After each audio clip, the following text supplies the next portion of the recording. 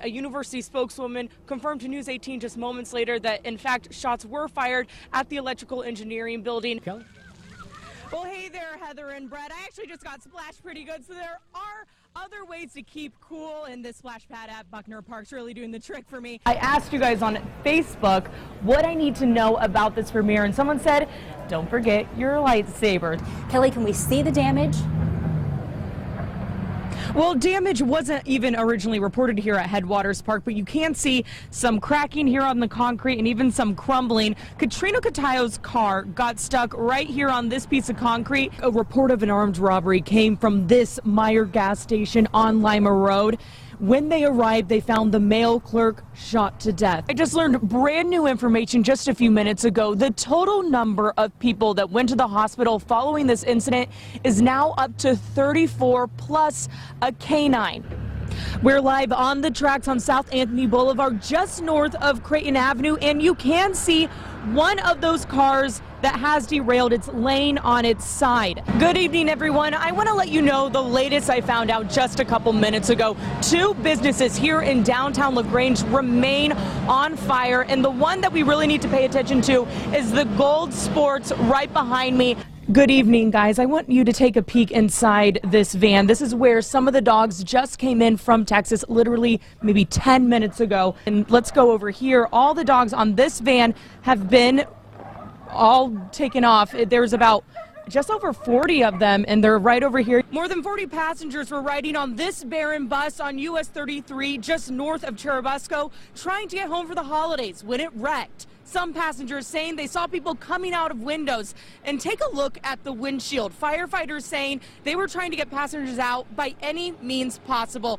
That means even out of the windshield. We'll take this street. We're on State Boulevard. It's covered. This sidewalk is covered in snow. It's icy and hard. Well, the damage is very visible out here, Pat and Tara. Here in the village of Haviland, power poles and lines are down, blocking really any way into the towns. I am here on US 24 in Wabash, where a lot of the reports of tornadoes, about 6 reports of tornadoes coming from the Huntington County and Wabash County areas tonight. Police say an armed robbery did occur and an employee was shot. I'm going to step out of the way real quick because you can actually still see a bullet hole in the gas station window.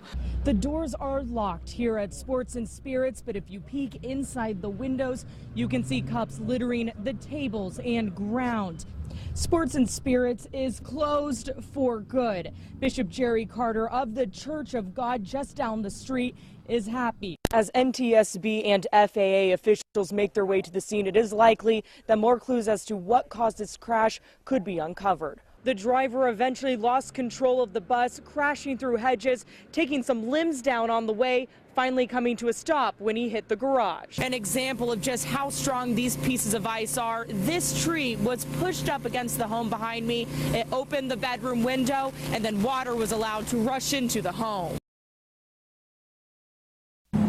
Ping Ping is your everyday 5-month-old puppy. He's interested in everything and a big lover. Except his story starts nearly 7,000 miles away from here. You see how cute he is. Everybody wants to meet Ping Ping. Oh, did he leave you? Cute is right, and happy. Ping Ping doesn't seem to have a care in the world, as all puppies deserve. But his life was almost very different. While pregnant with him, Ping Ping's mother was almost sold into the meat trade in China. They had, the activist had taken some dogs from a breeding farm before the dog meat people got a hold of them.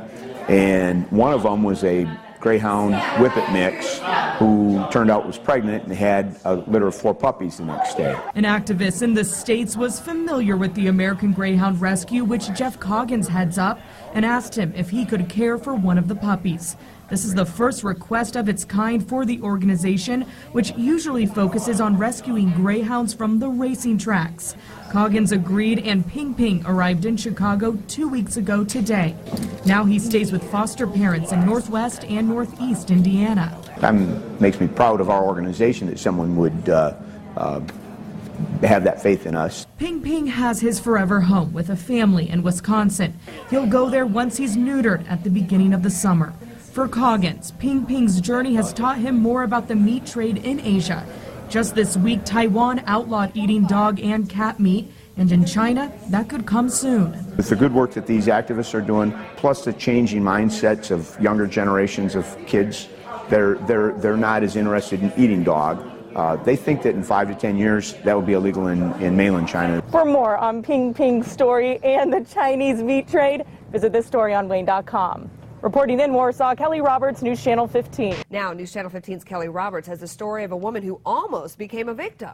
Well, this man struck at least 2 times yesterday, and in one of those instances, he got away with a woman's purse after she let him into her home to try to help him. And across town, he tried again, but his story wasn't working on Jewel Smith. He's using the kindness of individuals to gain entry into their house. Over the past year and at least a dozen times since August, a man has scammed unsuspecting Fort Wayne residents over and over again. The man police are looking for is described as a black male in his 20s, slender, 5'10" to 6 feet tall, with short hair and a medium complexion. His crime first starts with a story. And he'll indicate that he's visiting from out of town. His grandmother lives somewhere in the area. He said, I was looking for my grandma. He said, I'm from out of town. One of the common things that we're hearing from the victims is that he's got a very nice disposition. He looked harmless and he was nice. Usually the man asks to use the telephone, and once he's inside, asks for a glass of water or to use the bathroom. And what this does is puts separation between the victim and this individual. And then what he does, he looks for a purse, a wallet, credit card, cell phones, anything that he can take. But it didn't get that far for Jewel Smith. She says the man came to her home yesterday afternoon, but saw her roommate in the window and left.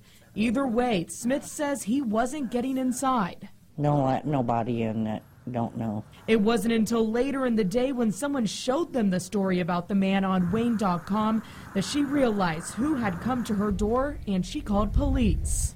Creepy and scary. We've seen the pictures inside Houston grocery stores. The shelves are empty, so people here in Northeast Indiana are sending food.